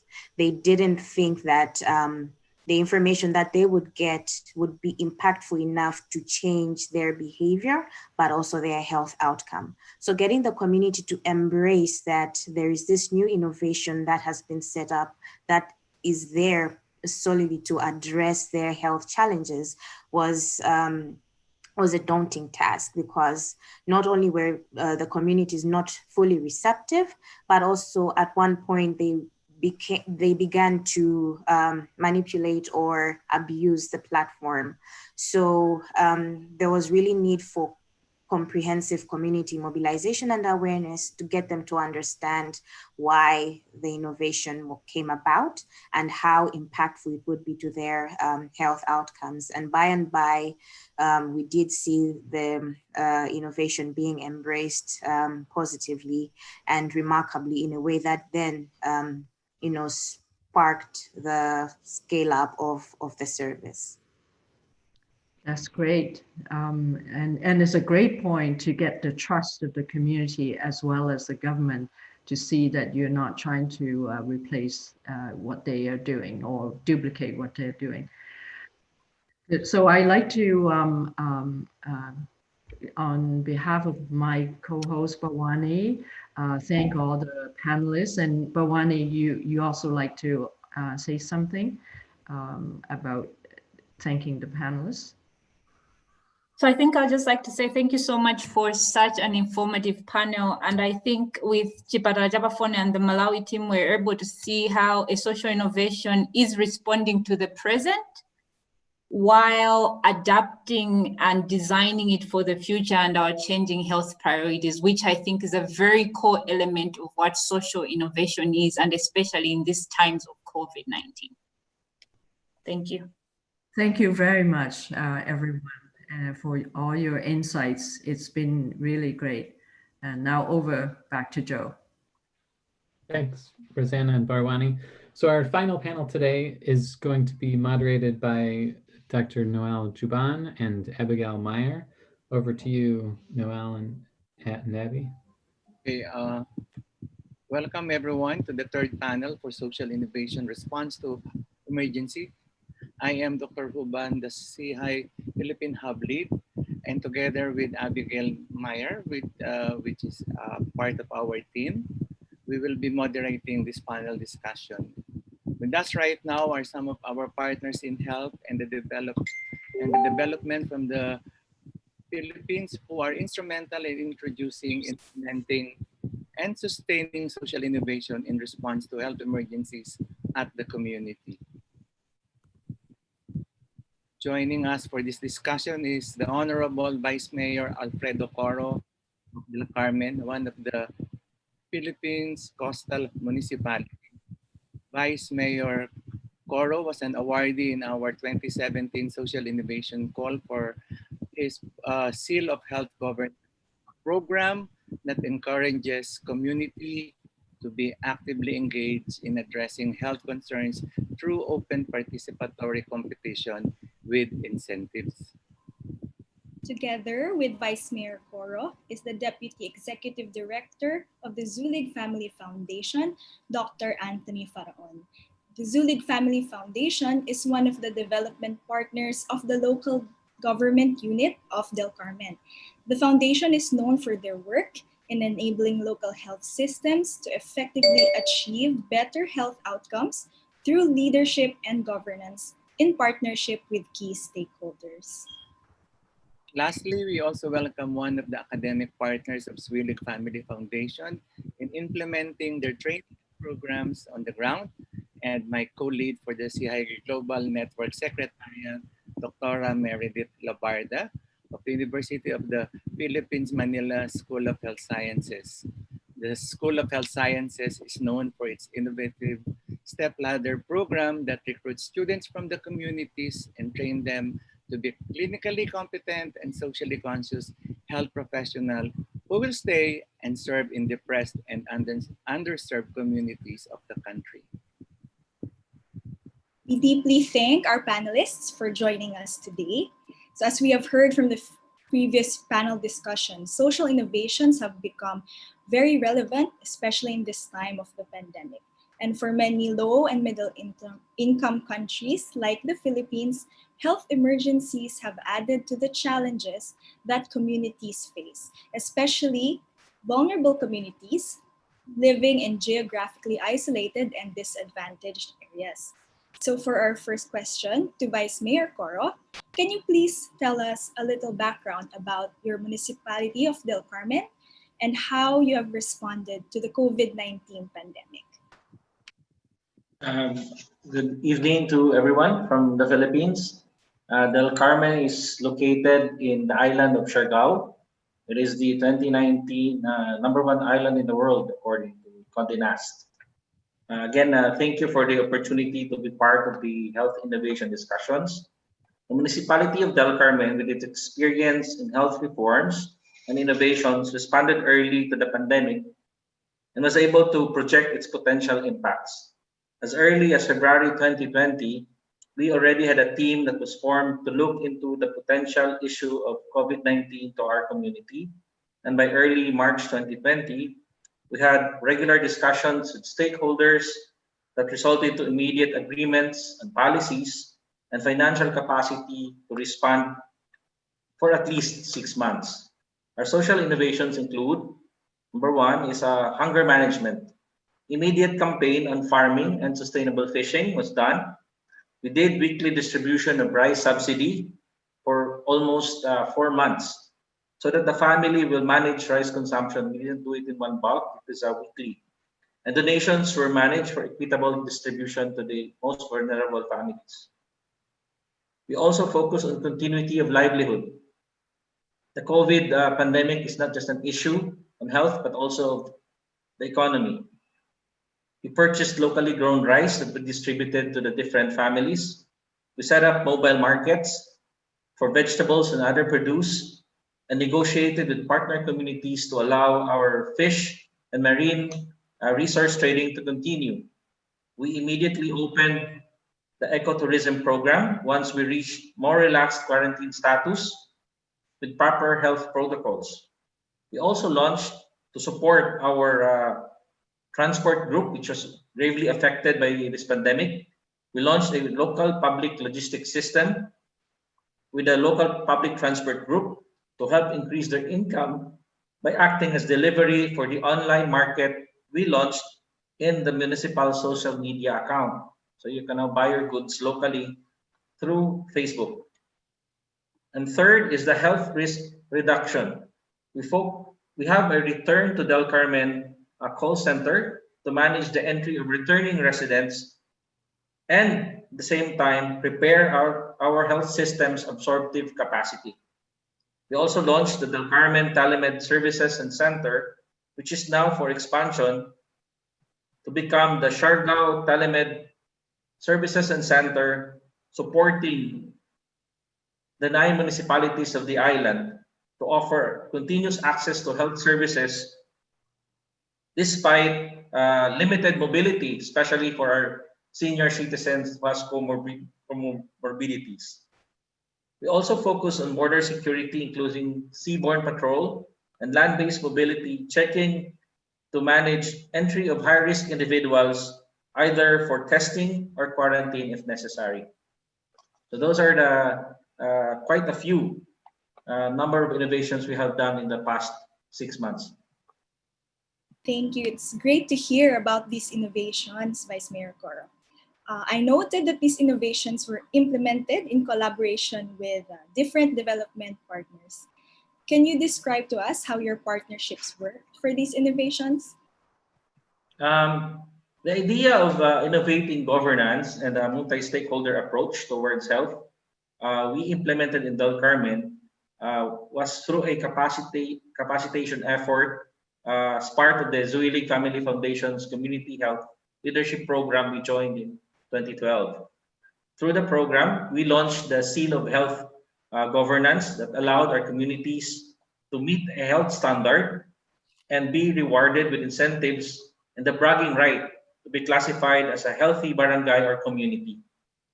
Since we have been running the program for 6 years already, the communities and our development partners have understood their role in achieving the desired health outcome. The complexity of the pandemic response needed various sectors to work harmoniously with each other in understanding the root of the potential social problem and thus developing a solution to address it.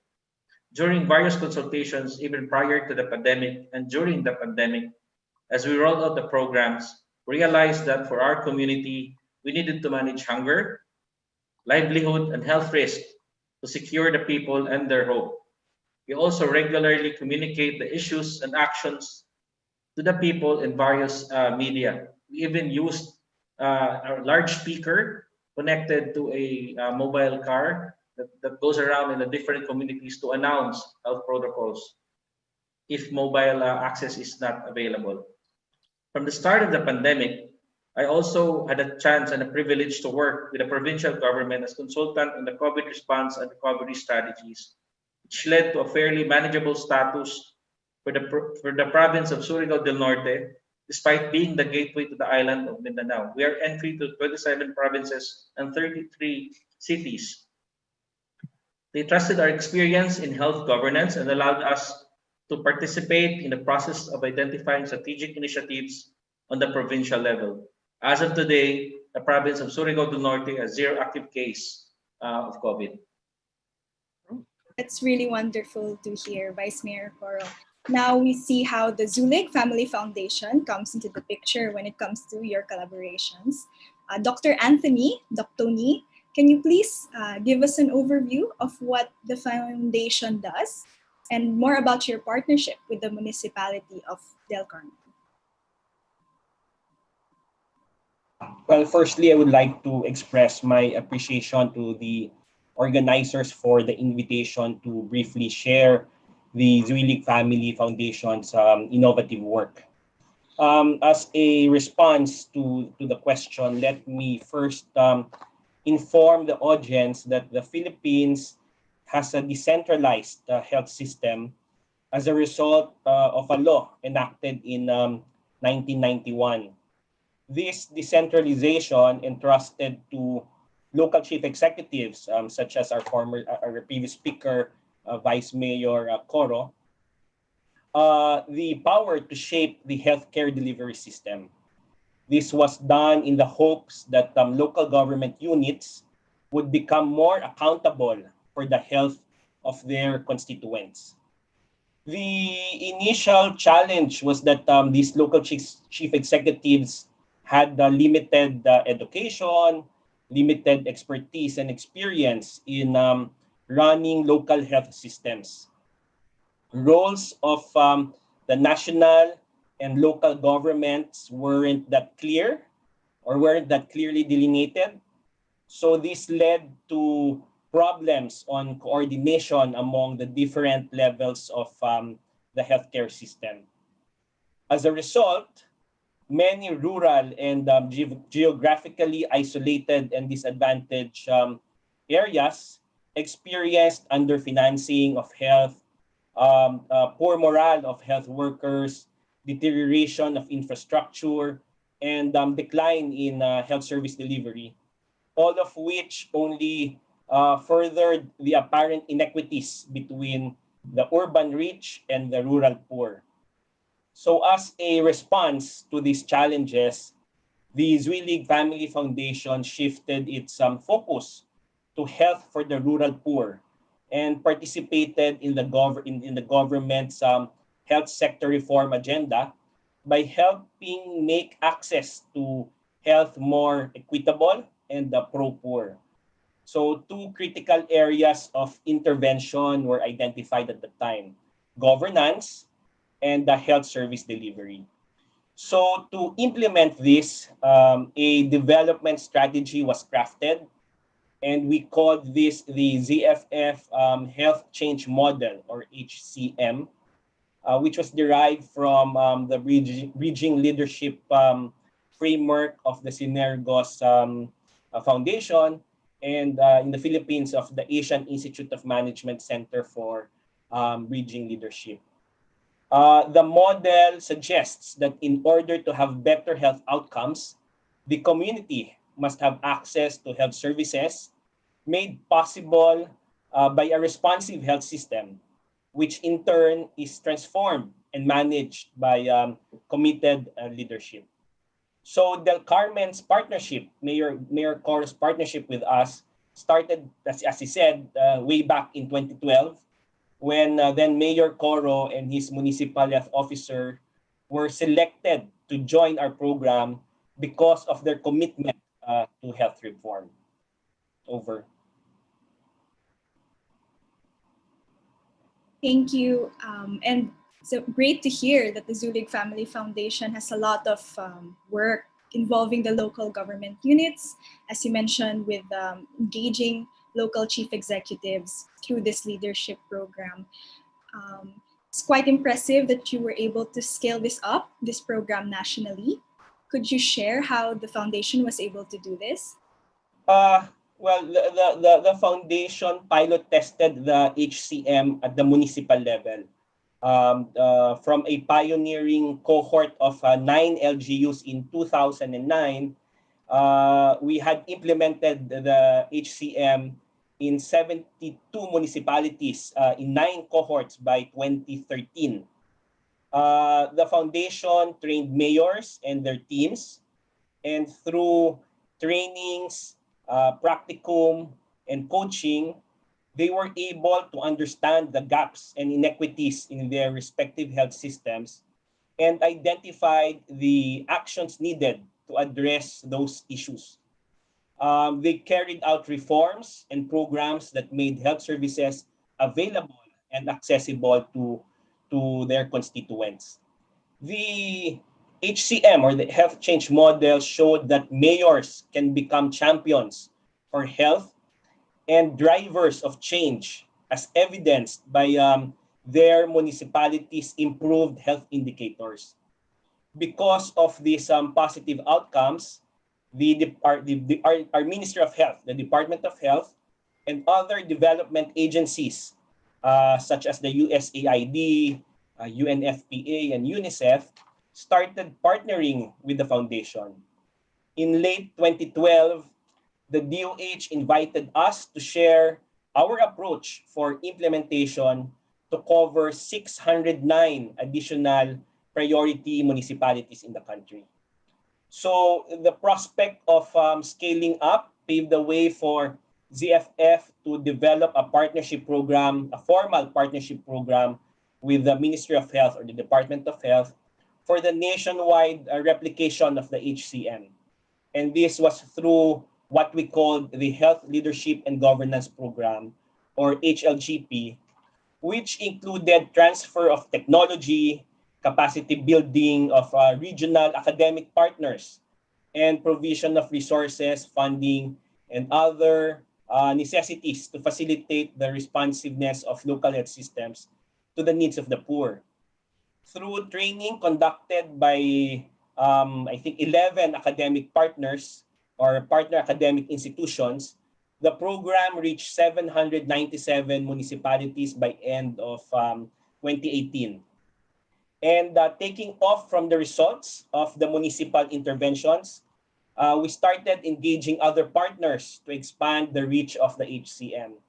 So we started working with the Ministry of Health regional offices and directors through our Bridging Leadership Fellowship Program for them, and also engage the higher level of the governance system in the country, the provincial level, whereby we engage provincial health leaders through the Provincial Leadership and Governance Program. Over. With what you have shared with us, it seems that you highlighted the importance of your regional academic partners. You mentioned about 11 partner academic institutions to reach more municipalities and local leaders. With that, I would like to ask Dr. Meredith Labarda to share her experience. Doc Medith is one of the pioneer academic partners of the Zulig Family Foundation for the Municipal Leadership and Governance Program, which Doc Tony just described. Doc Medith, would you like to share with us what role did the academe play in these partnerships? Great question. Thank you, Abby. It is good to listen to the journey of the program while Doc Tony was talking about it earlier. I think I want to start by saying that the partnership processes itself that the foundation went into and were one of their partners on the ground is a social innovation in itself. Because we operate in the context of systems framework, we use multi-stakeholder and participatory processes. It's unique in a sense because the academe plus the civil society or the private sector, it's partnering now with the government to empower communities. So there are strengths to these partnerships. For example, the private sectors, as what Dr. Tony has been mentioning earlier, they have the resources, they have the technology, they have the networks, they have the expertise, which is sometimes not all of these are present on the ground. The academe, on the other hand, we have the objectivity. And since we're apolitical, meaning we don't, in a sense, because we are not with those who wield political power, this is very important in the program because we were training local chief executives, okay, mayors and their municipal health officers. It is expanded to train governors and other government partners. So we have, thus the academe has the legitimacy and the moral authority when we work and partner at the community level. So it's also important to emphasize that the partnership with the foundation and the community is actually mutually reinforcing and it's potentiating.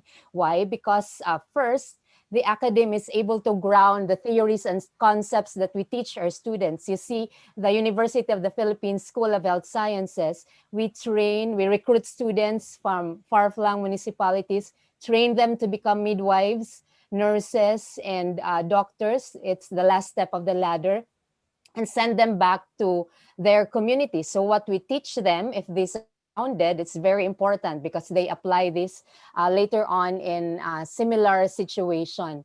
So we also touch base with the community and their community leaders by providing the learning environment. So we share with them tools, we do coaching, as Dr. Tony mentioned. We assist in program implementation, feedback, monitoring, research, documentation. Basically, it's co-creating everything, no?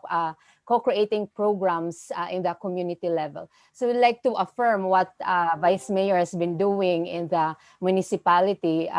Their inputs also to the academe, how we teach, the feedback from the community is very reinforcing. So in the end, I think the overall goal of the partnership is better health, and not only health, but development outcomes. And this is all through empowering the communities, because we want health. At the end of the day, we want health in the hands of the people. Over to you, Abby. Thank you, Doc Medi, for your sharing with us your experience and your insights. So we see that there is a very important role of the academe, very unique in these types of partnerships as well. Mentioned by Dr. Tony, connecting to different stakeholders are very powerful in providing a platform and for the system to come together. And I think at this point, we will open the floor for questions from anyone who would like to ask, perhaps 2 or 3 questions before we wrap up. Thanks, Abigail. And I think there's a WhatsApp thread question. Actually, no, I don't see one on WhatsApp. In Zoom, I don't see any there either.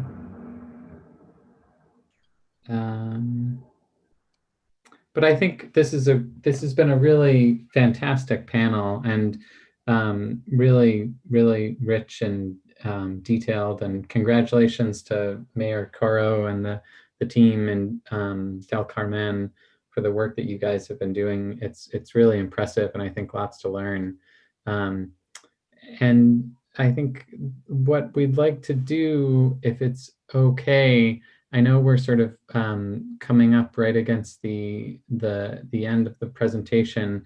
We have a very brief survey that we'd like to give to folks, and then at the end, after the survey, we'll have people complete this brief survey, and then at the end, we'll have a few brief concluding remarks. And Jing Jing, do you have the survey link? Could we put it? Oh, there we go. Thanks, Jing Jing. So if you look in the Zoom group chat, it's there. And if I'm going to put it into the YouTube. Oops. And if we could put that into the YouTube chat as well.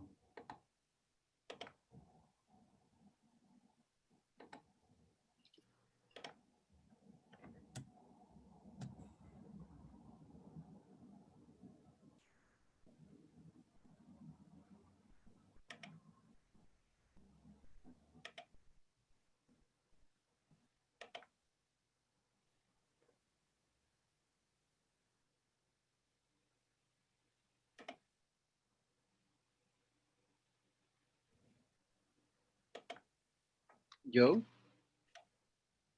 Yeah. Yeah, yeah. Okay.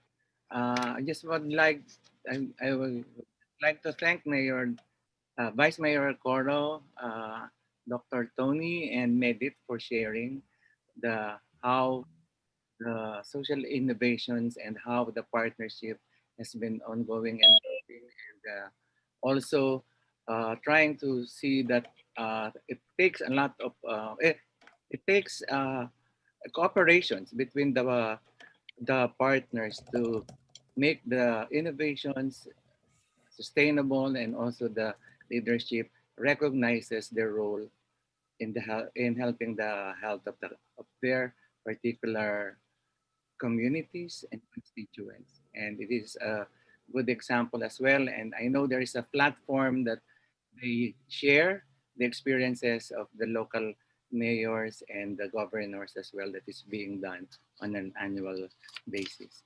So where they can show the fruits of their partnerships and innovations. And that's all.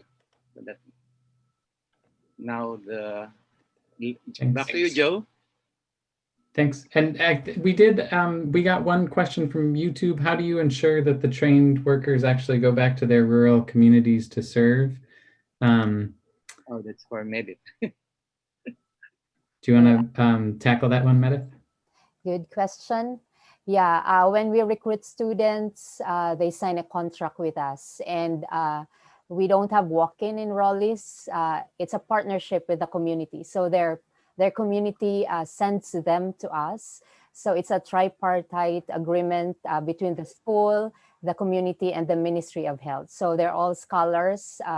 The university and the country pays for their education, and part of that agreement is they go back and serve their communities. Great. Back to you, Joe. Thanks. Thanks again to all the panelists for this really wonderful set of presentations, very interactive and lively. And what CHI Philippines has done is really impressive. And I think we're very fortunate that the team is now taken on the helm of the CHI Secretariat and is leading the network. So just in terms of final wrap up, I'd like to invite Dr. Halpap to give a few concluding remarks, and then we'll finish up. Over to you, Beatrice.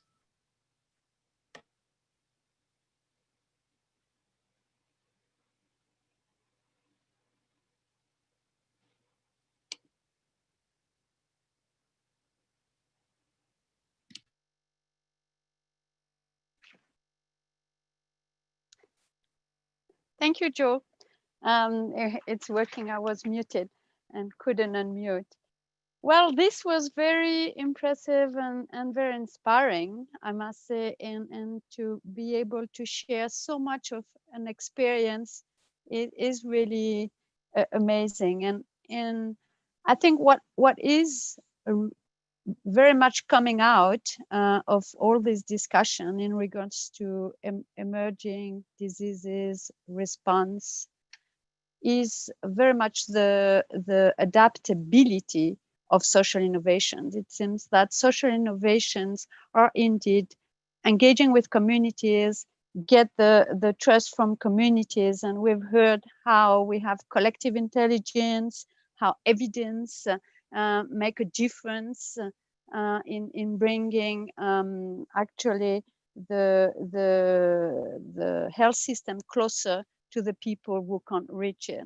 So I think that in this all three panels, there was this adaptability, accessibility of remote areas that came very much across. And then definitely in terms of reaching the most vulnerable people, the people that reaching the last mile for universal health coverage, social innovation has a role to play. So this, having said that, then it really brings us to the next level of better understanding, as some of the questions were saying, what are the oppositions, what are the enabling factors, and leading to actually answer some questions through the research. And this is something that CHI and TDR and others, hopefully together, we can work on as a follow-up from this panel. So we'd like to thank you all in the name of CHI, the name of TDR, thanking TDR donors and thanking CEDA with additional funding for these initiatives, thanking all the hubs and especially the one today, China, the CHI Secretariat, the CHI Philippines, and importantly, Joe, thanking you for facilitating. I don't recall that you have introduced yourself, and I'd like to just briefly say thanks, Joe. Joe Tucker is the lead of SESH, the CHI China Hub, and has been really promoting the approach and getting the network together. So we'd like to thank Joe very much. And of course, thanking all the moderators and the panelists and all the participants. And I've seen in the chat, so yes, this will be shared. You can watch it later, and definitely will enjoy having more discussions with those interested. So this event was part of the first, actually, CHI partner digital workshop, and this is an open session, and there is a second open session that will take place on the 7th of October, so we invite you to join, and it is to meet the social innovators. Thank you, all of you, for the organization, the CHI Secretariat, CHI SESH, and CHI Philippines of this really successful event. Thanks. Over. Thanks, Beatrice. And I think it's really, I'd like to second all of there's sort of a long list of people who made this happen, and it's Jingjing and Jean and Joe Reb, and I could kind of the CHI Philippines and the CHI Secretariat and the CHI China SESH team, Wei Ming and Anna. I mean, that's really, it's sort of a big team. So thanks to everyone who's made this happen. And I think for me, it's really, you think about COVID and people staying at home and grounded, and this is really sort of an exceptional opportunity for community-based action, for community-driven social change. It's really, it's a prime opportunity for social innovation. So I think it's one of the silver linings of COVID, as I see it, is to drive social innovation and to make us think in creative new ways and to test our limits. And we've seen today in today's panel in the Philippines, in Malawi, in Peru and Colombia, how this has happened. And as we mentioned before, visit the website, check us out. There's also a CHI Partners Resources website that the Foundation Mario has kindly organized, and you can see the link on the screen. Our next event on October 7th, and if you haven't registered already, you can email the Gmail address there. So thanks again to everyone. Really enjoyed this panel discussion, these set of panels, and hope to have more opportunities to chat with you in the future. Thanks.